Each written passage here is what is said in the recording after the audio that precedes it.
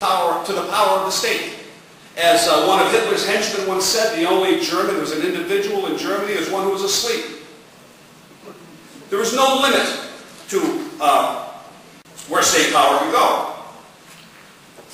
So note that statism is a broad concept denoting any form of government that subordinates the lives of its citizens to the decrees of the government. Statism subsumes all governments, call them authoritarian governments, that deny individual rights. They include ideological states such as theocracies, but also what I'll call basic thugocracies, simply the power of the club. Statism thus is a broad concept denoting all of these authoritarian forms of government. Totalitarianism is a narrower concept. There's a form of statism that recognizes on principle no limits to state power. It will regulate family life, educational life, cultural life, control of the media, control of the churches. On principle and in practice, there's no limit to state power.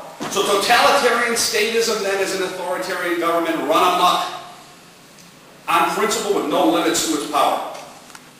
Exemplars are, of course, Nazi Germany and Soviet Russia. But other exemplars are also can be found in theocratic totalitarian statism, such as Iran and Saudi Arabia.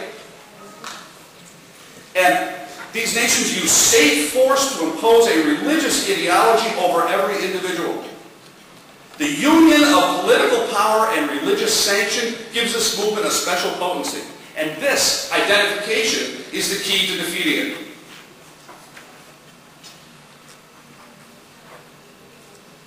So perhaps the phrase we could adopt here is, State Islam must go. State Islam must go. Now notice here that drawing upon this, that the enemy is of course not all Muslims by any means.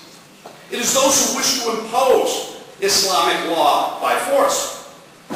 It is those supporting the imposition of Islamic law in order to create an Islamic totalitarian state. Now note that those supporting the imposition of Islamic law use two main methods in doing so, attempting to do so.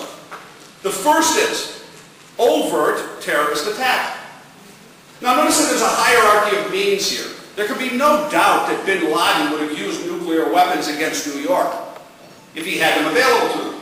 But he didn't have them available to him. So he used the method of terrorism. There are other nations who reject, other Islamists who reject the use of force per se for pragmatic reasons of method and turn instead to the process of Islamization. They look to impose Islamic customs and Islamic law by stealth. It is vital to recognize that these two methods are aiming for the same goal. It is absolutely vital to recognize that.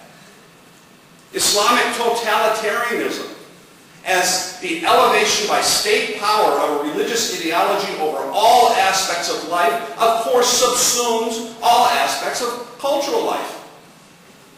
Islamization is simply an expression, perhaps in nonviolent terms, of the same movement. It has the same goals. In the end, the result will be the same. Of course, the world focuses upon the places where the blood literally rolls in the street. But it is vital to recognize it. We must start here by recognizing that the methods of imposing this do not always start with blood in the streets, but start by the internal subversion of a nation's customs, cultures, and its laws. It's my place.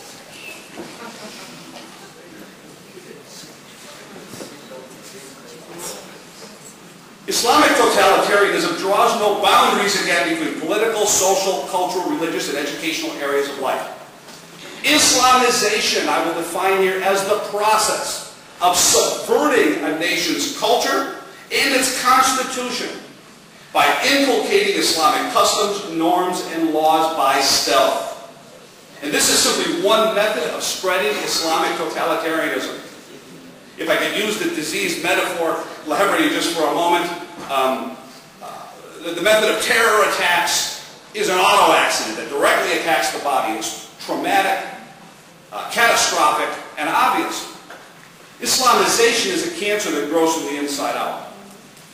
It may start with a feeling of discomfort, may lead to a feeling of pain. And by the time the pain has become inescapable, the cancer may be difficult or impossible to root out.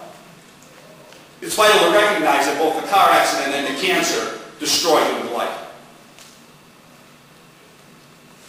So therefore it is vital for the nations of the Enlightenment to recognize that Islamization is not a legitimate constitutional exercise of freedom. And I'm going to stress that point and repeat it. Islamization is not a legitimate constitutional exercise of freedom. It is an attempt to replace a nation's secular constitution with Islamic laws by incrementally establishing certain of those laws in specific, many times carefully chosen areas. Claims by Islamists, and by Islamists here I mean all of those who adopt Islamic totalitarianism as a goal by stealth or by outright violence. Claims by Islamists to a, quote, right, unquote, to establish such laws and customs are logically and constitutionally invalid. They are logically invalid because one cannot claim a right to establish a law or a custom that explicitly denies individual rights. One cannot claim a right to destroy rights. See, it's logically invalid. It is constitutionally invalid because one may not invoke the protections of a constitution as a means to undermine and destroy that constitution. Logically and constitutionally invalid. And I'm going to repeat this point because I think this is there's one idea that those in the nations of the Enlightenment should recognize. It's this. Islamization is not a legitimate constitutional exercise of freedom. It is an attempt to leverage the freedoms available only in the nations of the Enlightenment in order to destroy them.